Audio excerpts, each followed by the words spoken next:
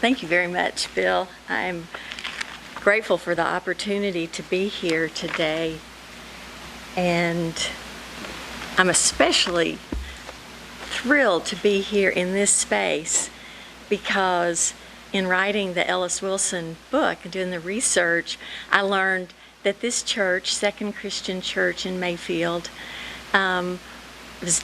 is deeply connected to the Wilson family. It was founded by his mother, Minnie Wilson, and in fact, Ellis Wilson often referred to this church as Miss Minnie's church. So I think it's especially touching to me after researching his life and his life in Mayfield. It's especially touching to be here in this space. This is the second part of the presentation, which is set here in Mayfield, and about another person who I believe this history needs to be told. And growing up in Western Kentucky, I had never heard of the artist Ellis Wilson, even though I took a minor's degree in art history. I never heard of Ellis Wilson, but he'd grown up 30 minutes from Paducah, where I grew up. Never read about him in my art books, but probably I'm going to say around 2008, I learned about him through a project that was done by Albert Spirit, who was the director of the Clara M. Eagle Gallery at Murray State University. When he took over as the gallery director, he apparently saw this beautiful painting and he didn't recognize the artist. And he was just completely surprised when he found out that it was an Ellis Wilson, and Ellis Wilson had grown up in Mayfield. So it became his personal mission to document Ellis Wilson's work and find all of the paintings around. They're in many museums and private collections. So Albert did this. He also put together a retrospective, asked all these people to borrow these paintings, put together a retrospective exhibit that was at Murray State University and at the University of Kentucky. He also spearheaded a book called The Art of Ellis Wilson. They're essays. It's a monograph from this exhibit work. But it's a beautiful book, not only because of the art, but because it preserves the history and tells the story of Ellis Wilson's life, beginning here in Mayfield. He was born in 1899. He was always interested in art. He became interested in art through his father, who was a barber, Mr. Frank Wilson, who apparently his barber shop was just a couple of blocks, the site was just a couple of blocks down from here. His mother, Minnie, as I mentioned earlier, was one of the founders of this church. So Ellis grew up here. He's one of 6 children. Several Wilson nephews and I think great nephews here in town. Because his parents wanted him to be a college educated person, he went to Kentucky State University, as it's now known. It was the historically Black college in Kentucky. He studied there for 2 years. He didn't want what they offered because they only offered degrees for teaching and agriculture, and he wanted to be an artist. He knew that early on. As I mentioned, his father had taken a few art lessons from an itinerant painter who happened to be in Mayfield for a while, and he produced some paintings. And that always, Ellis Wilson credited his father in being around those paintings with his interest in becoming an artist. So because of, at the time, the segregation and Jim Crow laws, there were no art schools that would accept him as a student. until he was accepted at the Art Institute of Chicago. So like so many Black Americans at that time, he was part of the Great Migration North for more opportunities. So he studied art, classically trained at the Art Institute of Chicago. He lived in Chicago for about 10 years. After he graduated, he spent a lot of time as a graphic artist there. And then he moved to New York City, and he lived, I think it was in 1928. He lived in New York City the rest of his life. He was very much a part of the Harlem Renaissance artistic and cultural community in Harlem, and also in the East Village. He said he loved the village because there were so many artists there. He exhibited his work. He won many prizes. He was a WPA artist during the Depression, when it was so hard to make a living as an artist. He also did many other jobs. He was, he was a handyman. He was a courier. He was a night watchman at a museum. He did whatever job he needed to do in order to be an artist.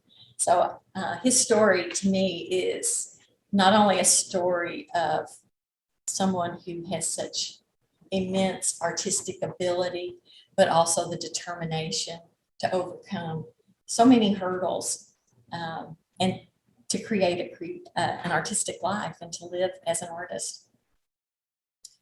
He was also a War Department artist during the World War II. He did a lot of posters and for war bonds.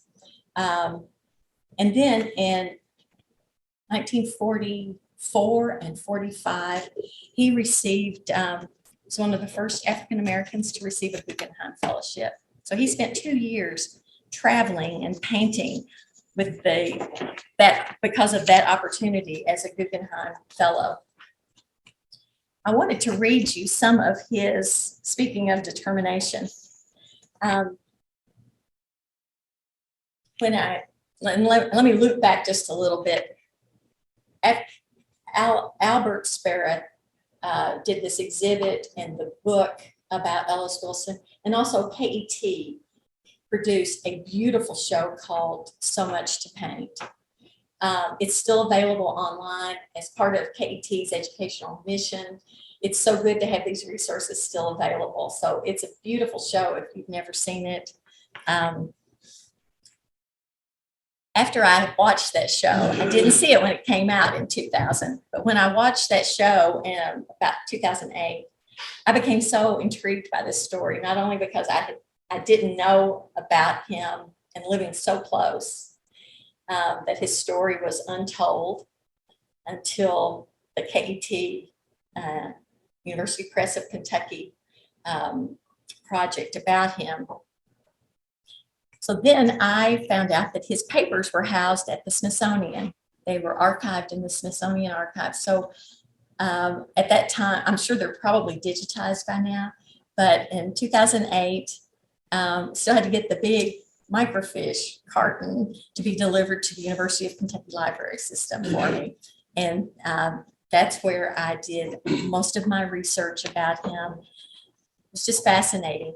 He had saved just, I think there are 300 pages of his papers in the Smithsonian Archive. And he had saved all the clippings from his exhibits, from prizes, from exhibits like the one in 1952 at Murray State University at the Clara, it wasn't called the Clara M. Eagle Gallery then, but it was later named for Clara M. Eagle, who was an art professor who organized this show for him, which of course was at a time when he would not have been allowed to be admitted as a student in 1952. So Clara Eagle was an important force in recognizing this talent. He also did an exhibit at the Speed Museum in Louisville. So, and there was one at the Mayfield Public Library in the early 1950s organized, and it supposedly was the first art exhibit ever in Mayfield. And that meant, he later spoke of it in an interview, how much that exhibit meant to him to be able to show his art in his hometown and have the whole community come to see it. So after doing my research, I found during the research that his words are so important, and I wanted to rely on them in my book. I wanted to write it as a children's book too, because I think it's such an important story to realize as a young child that you want to be an artist and that you're willing and determined to take every step that you need to take. So I decided to write it as a children's picture book. He talked in his Guggenheim applications about that there was so much to paint and so little time. And he wants to paint everything of value and beauty. So to me, in writing the book, I thought it was important to let his words show and shine throughout the manuscript. You know, and it's really tough to write a children's book because you don't have many words to convey a lot of information. So it had to be distilled multiple times to get it to the point where it's within the word limits, but still conveying what an extraordinary person he was. And we can click through some of these. So there's Mayfield at the time he would have been living here as a child. He was born in 1899. And that's the Art Institute of Chicago. It had just been built. So you can see, if you've ever been there recently, you know that there's not that kind of open space there around the Art Institute. And at the Art Institute, you know, as a student, he painted what he was supposed to paint to learn the craft and the skill. So his early paintings are very traditional, a lot of still lifes.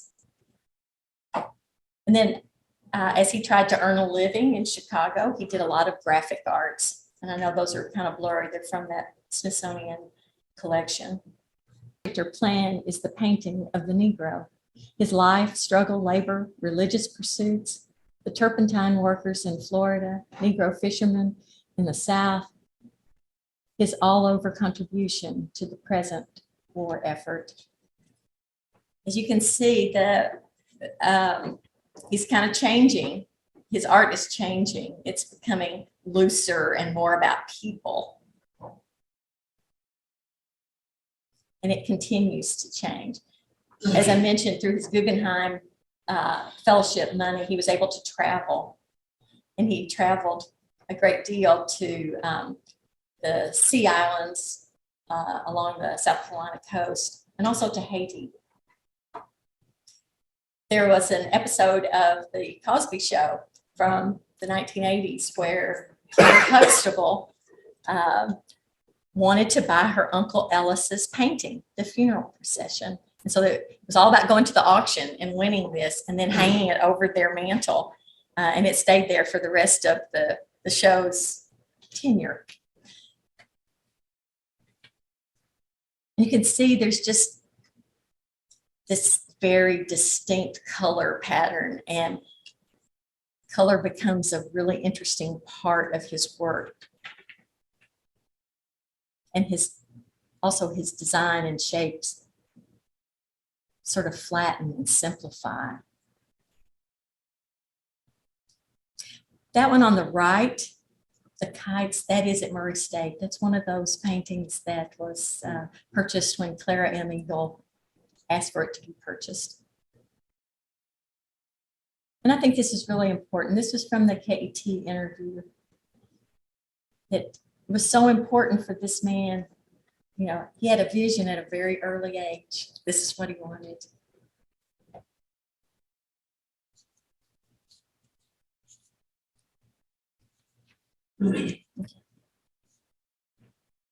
This just some of the samples of all the clippings in the Smithsonian archive.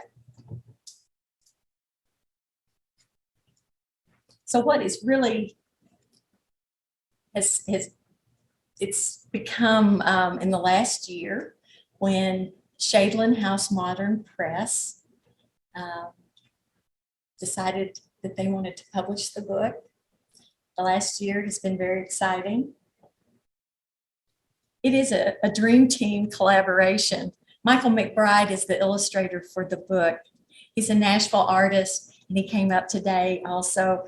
And I think you're going to be thrilled to see his work. The book's going to come out in November, but he's capturing the feel of the era, of the people, and I'm just so proud to be associated with this. I knew about Ellis Wilson having gone to Tennessee State University, Historical Black College, so we studied African American art. So in the late 1970s, I knew about Ellis Wilson and the Harlem Renaissance and all. But I really didn't. It's funny to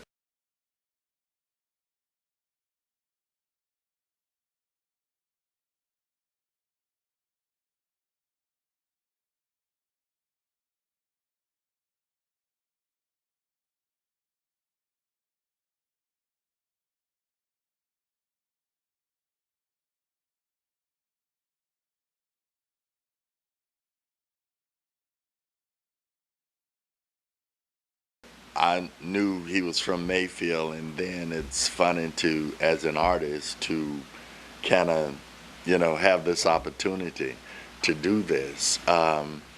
And when Virginia contacted me about doing the book, I said, "Well, how did you all find me?"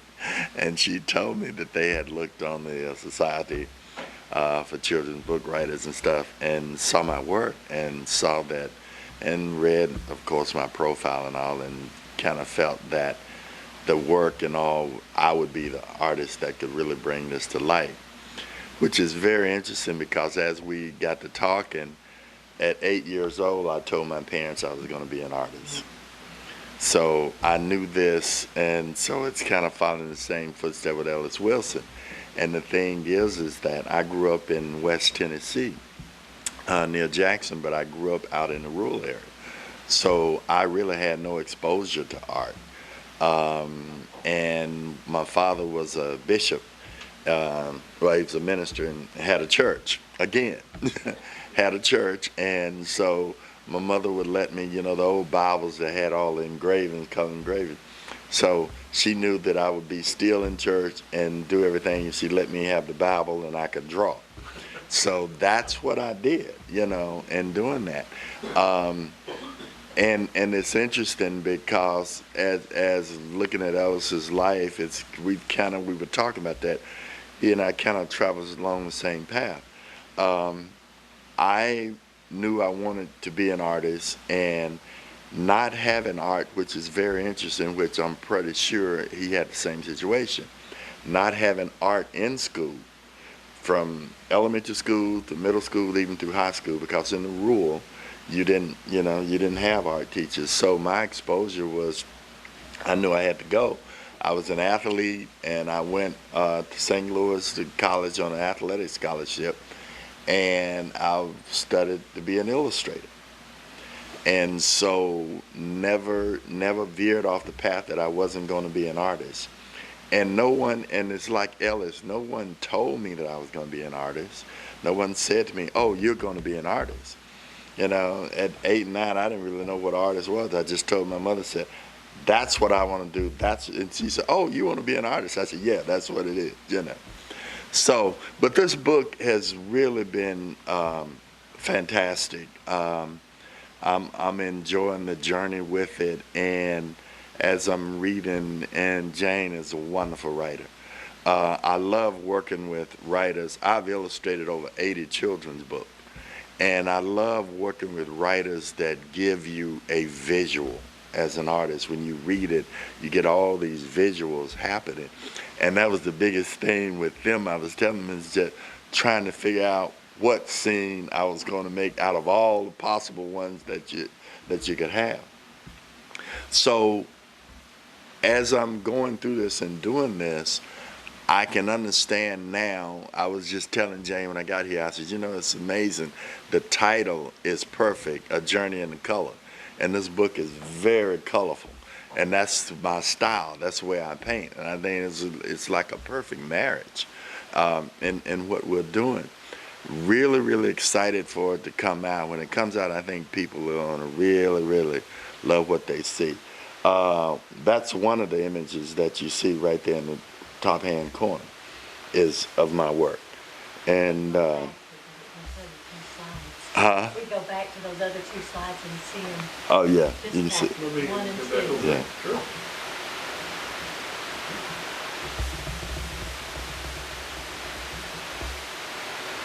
Not much there. Where's that one? That's that one.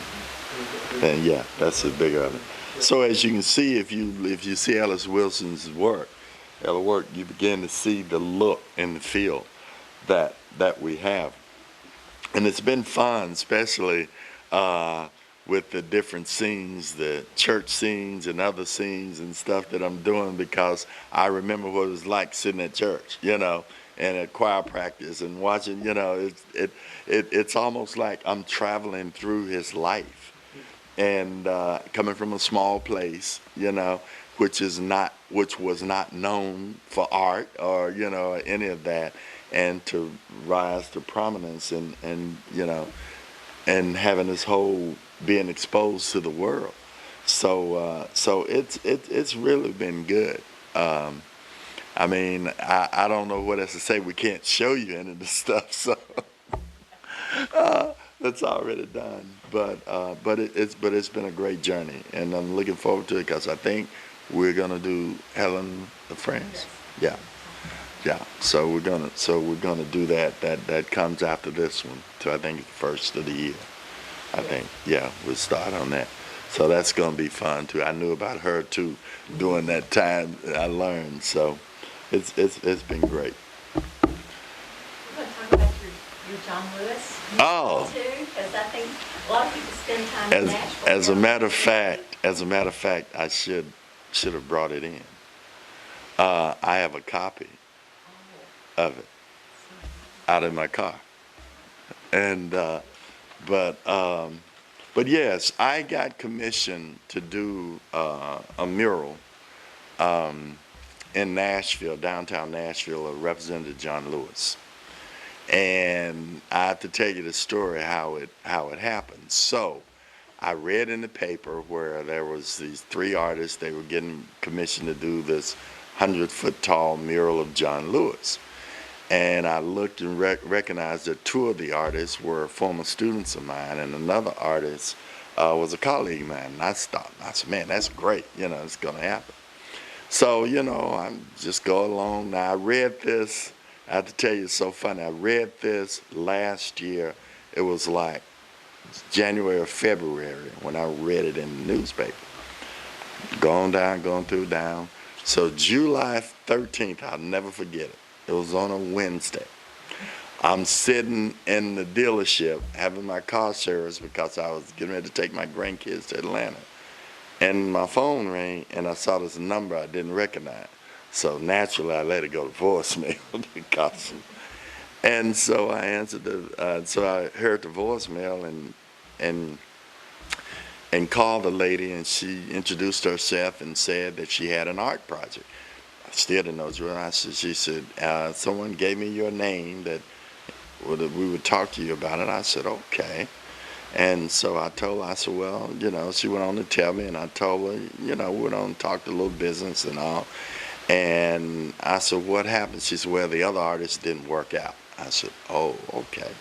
So she met me at my studio that evening around 5:30, and we got to talking and did everything. So basically, I was the cleanup better of a situation that, she had already, all this money had been donated and stuff, and there was nothing to show. And people kept asking her, well, what does the mirror look like?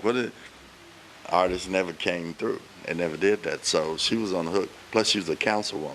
She was definitely on the hook, And so I told her, I agreed. I said, I told her, how the parameters were, and, did the contract, did all of that.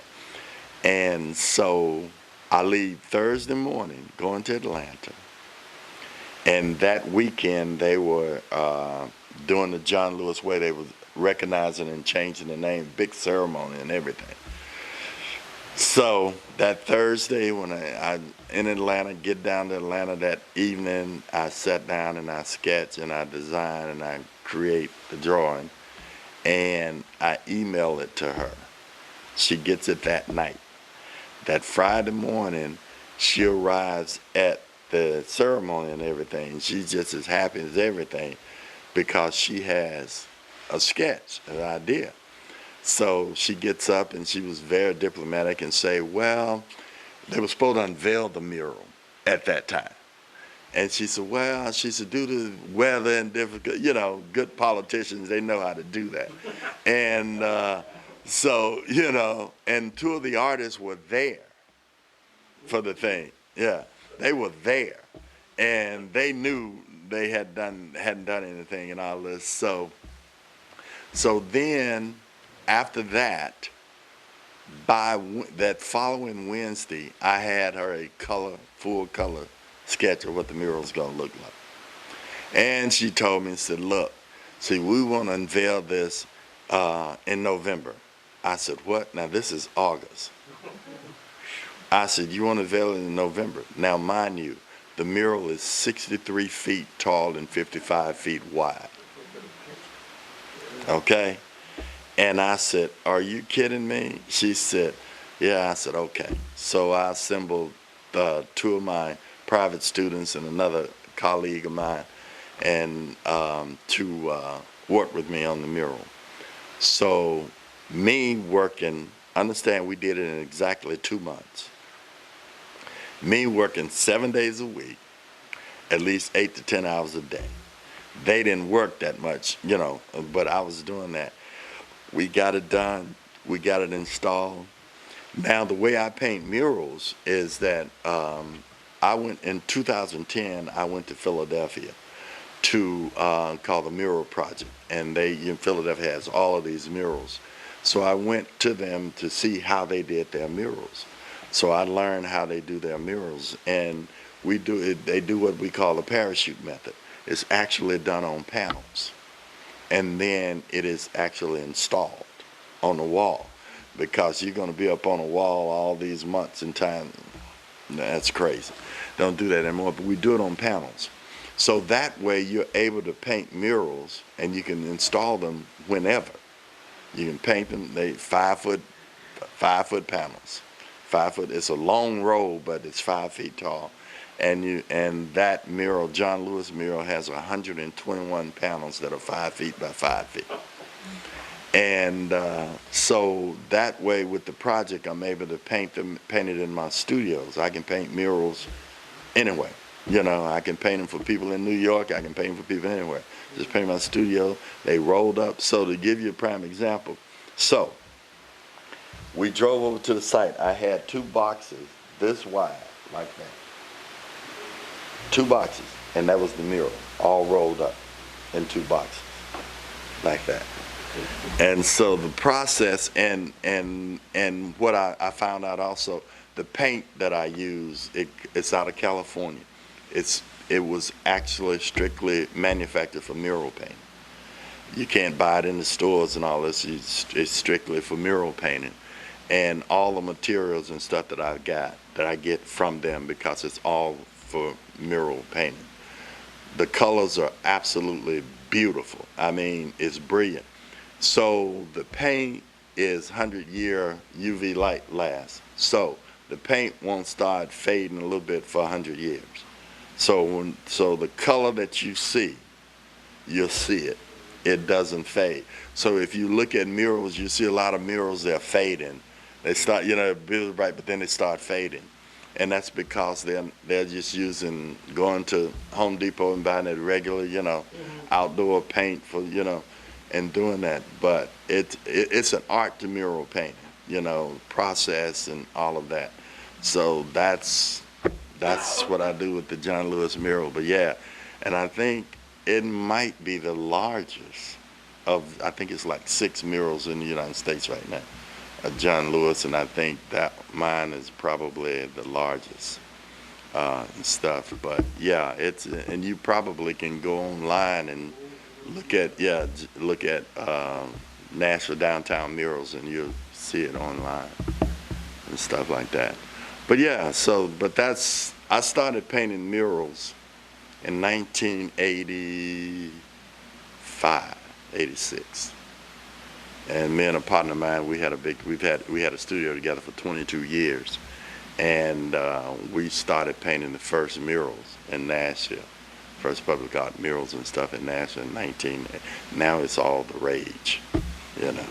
But, and he and I just laughed, go, oh, okay, now it's all new, right?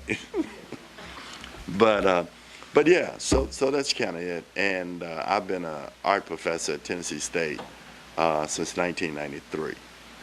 And so that, I have that affiliation with, you know, from the standpoint of being a teacher. And there's a lot of artists that I've taught that I've seen that have gone on to, you know, be very famous and prominent and stuff and all of this. And so yeah, it's pretty good.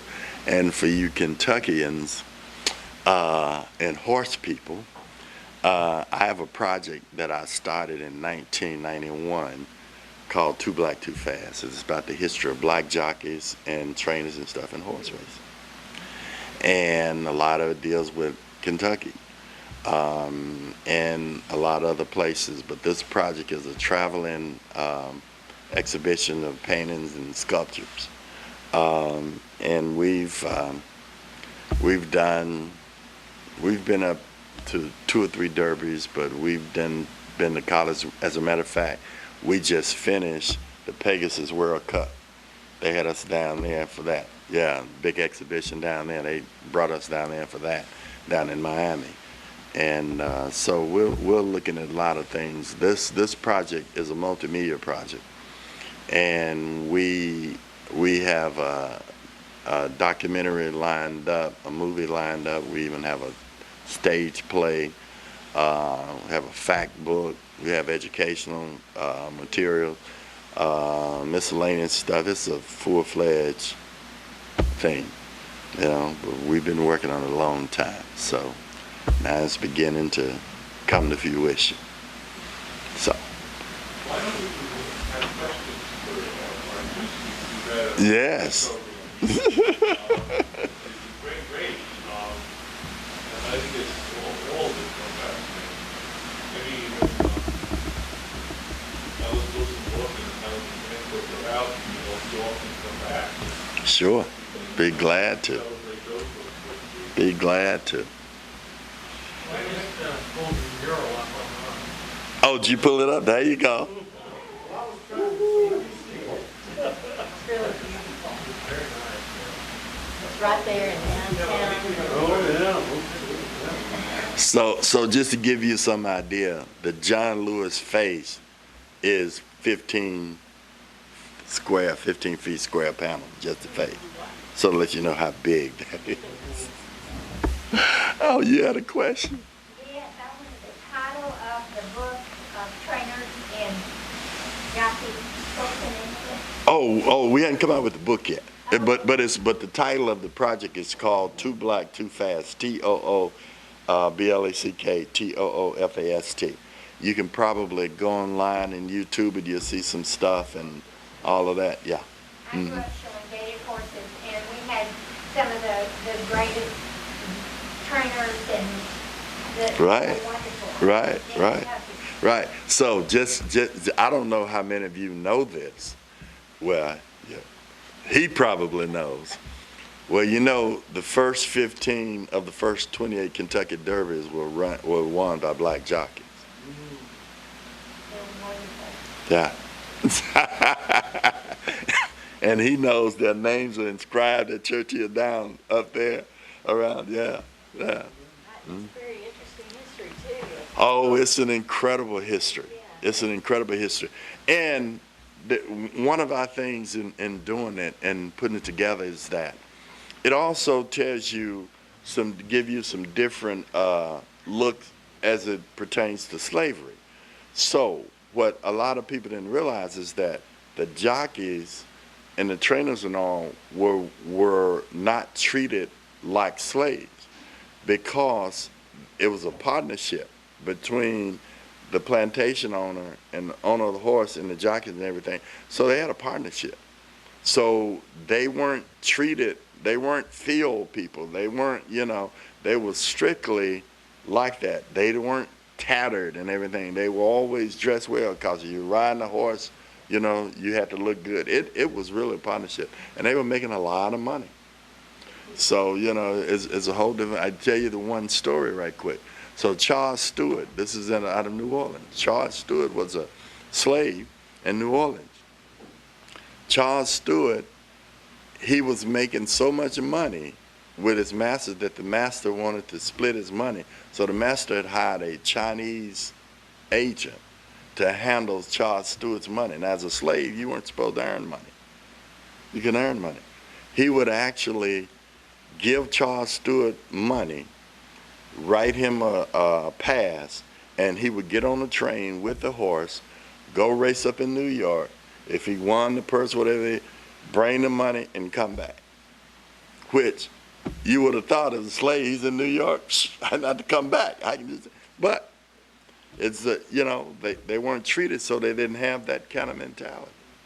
So it's just interesting stuff. And he managed to buy his wife and his son freedom, but yet he remained a slave. And so his master had it written in his will that when he died, if Charles was still alive, he could be free.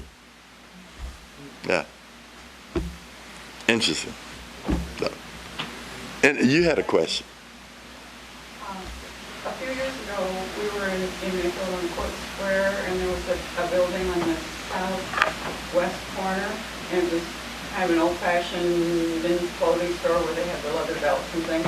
I was talking to the owner, and she said her father hired Ellis Wilson as a child to wash windows and to do decorate windows. This Day's dress shop. And she said that he would do drawings with soap on the windows. People would gather. And Right. She said, "You're paying him to do this?" And he said, "Yeah, I can't get people in here until Ellis Wilson's." I love it. Leave I him love alone, it. let him do it. I love it. I make a lot of money. And she said she thought she had early Ellis Wilson in the attic, but she hadn't been up there to look. And I'm wondering. She needs to go see, yes. Well, let's put it this way. She really needs to go see. Yeah. Oh, is Billings gone? Oh, my goodness. Well, a woman contacted me when the book was announced, and she said that her mother was a librarian at the Mayfield Public Library when they did the exhibit, the Ellis Wilson art exhibit here, and she was a very young child, and she remembers going to the art show, and Ellis Wilson sketched her. Oh, my And goodness. asked permission to sketch her, and she has the sketches. Oh, wow. She sent me pictures of it. It was like, oh, wow, that is. Let me tell you, Smithsonian, a whole bunch of people would love to have that. How many other examples of his early work are around? It's probably, that's what I'm saying, it's probably some around. And that's true about Helen Francis' work too. Yeah. A lot of her Yeah. work. Well, I personally knew her though. Helen LaFrance. Yeah, she was fast. Yeah. I knew her. Yeah. well. Yeah. I mean, I was around her. And I don't know if people really knew how famous she was. No, that's what I'm saying. Yeah, because she was just, she was just humble and, Really was. yeah. She was quiet. She was Yeah, her work is in this famous Stieglitz collection. But again, she had that drive to be an artist, no matter Yeah. where she worked in other Right. jobs. She Right. always had this I drive. think Exactly. where I'm better, where I got to know her at, was that at the tobacco barn. When I was a teenager, I was working at the tobacco barn and she was there. Uh, We would, like, what was it, Campbell's, Alex? Campbell's tobacco barn out there on Old 45? You don't remember? I remember where it was, but I don't remember the name. Yeah. She worked there, she was blind. yeah, Me and her we talked, and I got to know her. yeah, And then as she got older, I didn't see her as much. right. When I I, was doing the research on her art for the book, she was an outsider artist. Right. She was self-taught. Her mother taught her how to make pigments and things to help do it at home. So her story is she had that same passion and that same drive to Yeah. be an artist. But her route was very different than Ellis Oh, Wilson's. oh, She was absolutely. classically trained. And, Yeah. But both of them had this, this As an drive. artist, you do. I mean, at the age of 8, I know that drive they have. It's just, you just know. Yeah. Well, I think we could probably, this is why we have these meetings, because, who knew it was the same church? People sharing their firsthand Right. acquaintance and experience. I mean, that's what makes local history, I think, so special. Ellis Wilson was a great artist, but he was also at one time an 8-year-old boy. Right, exactly. And Helen LaFrance, then all of her success, she just stayed Helen LaFrance. Right, exactly. And he was the same way, even with all his success, he was still very humble. And I think a lot of it has to do a lot with the way you grow up. You're taught humility and you're taught all of that, no matter, what achievements would you got, you learn to be, just humble.